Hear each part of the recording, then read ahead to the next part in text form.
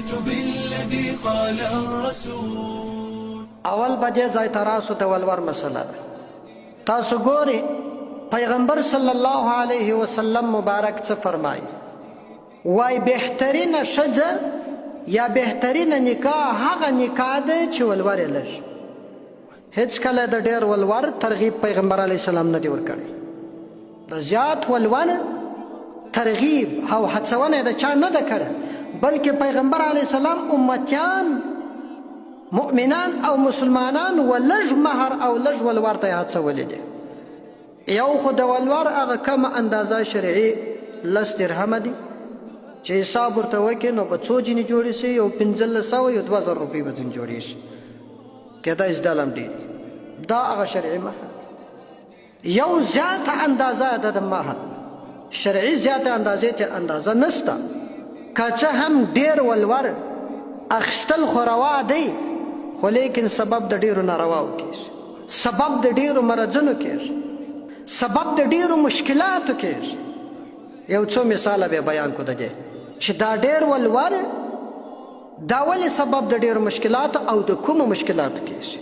لومړی کله چې یو چا ته ډېر ولور کښېښول شي او هغه بیچاره غریب سړی واوسېږي، دا به دی د کومې خوا پیدا کوي؟ آخر دی ځي د خپل ملکه څه وځي بل ملک ته تښتي، خطر هم پر ځان قبلوي، مرګ هم قبلوي، زندان هم قبلوي، تکلیفونه هم قبلوي، لوږې تندې یخونه ګرمۍ مسافرۍ د پښو تڼاکې بدخوابۍ د بل منتونه دا ټول قبلوي تر څو چې دی د خپل مهر او ولور برابر کړي. و دغو تکلیفونو ته دا مسلمان ورور چا ودروي؟ ښه چې ورته ووایه ورته ولې دا ډېر ولور اخلي؟ دا وایي څنګه کوې خو پلانی او پلانی او پلاني شي ته ضرورت شته، بیا به خلک څه باد څه وایي. د خدای مقام یې هېر دی چې د خدای حضور ته به درېږي. دا ټول هر څه جنت دوژخ حساب او کتاب یې هېر دی، د خدای نارضایت یې هېر دی، د خدای رضا او نه رضا دا د فکر غورځولې ده. نفس، شیطان او رواج پر ځای کول دا ورته محبوب دی. خپل رواج پر ځای کول تر الله ورته محبوب دی. څنګه که سبا به خلک څه وایي، دا نه وایي چې خدای به سبا څه وایي. ستا دغه غلط رواج، ستا د غلط فکر، ستا د غلط عقیدې هغه مسلمان و تکلیفونو ته ودروي چې شتي غلط رواج دی. څنګه که خو سبا جوړې غواړي، جوړه په یو کتاب کې لیکلې ده ستا په 4 سره مذهب کې دغسې جوړې لکه دا اوس کې ستا یو څوک چې وایي چې ستا دغسې قسم جوړې دا د اسلام څخه خلاف جوړې دي نشته. دا کوم رواجونه چې دي دا اوس چې جوړه ور وړه کېږي، جوړه خو دا معنی جوړه کالي ور وایسته او پروا نه کوي. د محبت زیاتېدو دپاره، د دوستۍ قوي کېدو دپاره یو اندازه شی ور واستو، یا یو پلا چې جوړه برابرېږي کور یې ور خراب کړي، دا یو ناروا رواج دی، دا شروع کړی دی.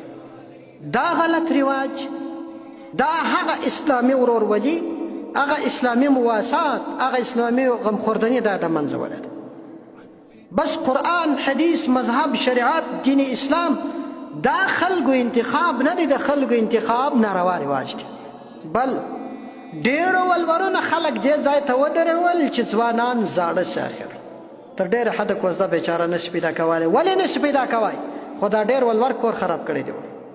پاتېږي که نه پاتېږي؟ پاته دي، ډېر خلک پاته دي. ښځې د پلار پر کور زړې شي، سبا بیا چشت دی، دا ډېر ولور دی. خلک په فحشا او په زنا اخته شي، سبا بیا چشت دی، دا ډېر ولور دی.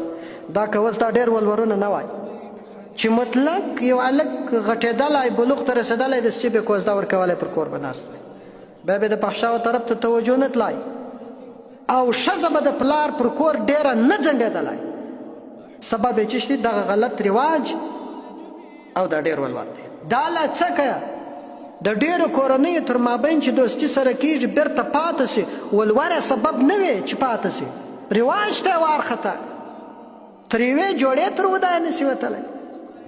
دا ناروا رواجونه خلک ورته ځای ته ودرول چې اخر په فحشا او په زنا اخته سي. د دې باعث او سبب څوک دی؟ دا د لوڼو پلاران دی. بیا لا بل د لور ولور خوړل، دا یې بل اړخ.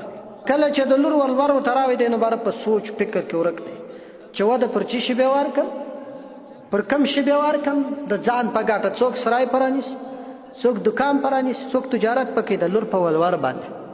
دا په کومه طریقه جایز دی؟ پلار ته د لور ولور خوړل روا دی؟ ښه دې حله برابرې. وایي زه لور ته ولور کښېږدم، دا نه غواړي چې دا واده سو یو اولاد دوی وسو بیا ورته کښېږده، چې دا غواړي که نه غواړي. اوس خو دا شرمېږي، حیا ورته درېږي. خود درته وایي نیکه وم چې د واده وروسته و بالخصوص چې څو میاشتې تېرې سوه یو اولاد یې وسو چې بیا ورته کښېږده، غواړې که نه غواړي؟ چې دا سړی مې خوار کړي، خپله لور مې خواره کړل، خو دا زما لور ده د کور ته ځي. چې دی ما غریب کړي خو خپله لور مې غریبه کړل. چې دی سبا د بې آبۍ بې عزتۍ سره مخ کېږي، خپله لور مخ کوي. دې غلط رواج هغه اسلامي ورورولي، هغه اسلامي غمخوردنې د ټولنې سوې وه، ختمه یې کړه. هر سړی خپل کار کوي. ځینې کسان خو داسې سته معلومات سته موږ ته چې د لور ولور یې نوشي جان کړي، بیا نو بابېړه یې بولي که چیشت یا دونګش چې بیا غوښتنه ځینې وکړي، وایي دا راکړه، بیا دا ځینې غواړي په چیشت کې ځینې غواړي د دونګش ولور یو څه بالابود ځینې غوښتل چیشت لپاره غواړي. خیر هغه اوله ورځ که در سره ومنل عقد چې وسو بالابود غوښتنې ته ولیکئ، ستا لور یې نه کوي ته یې ولیکئ. ښه چې پوه کړه چې لور یې زه خو دغونې ولور ځینې اخلم، یا خور یې زه خو دغونې ولور دا ستا د خاوند اخلم، هغه ټول راګرځو.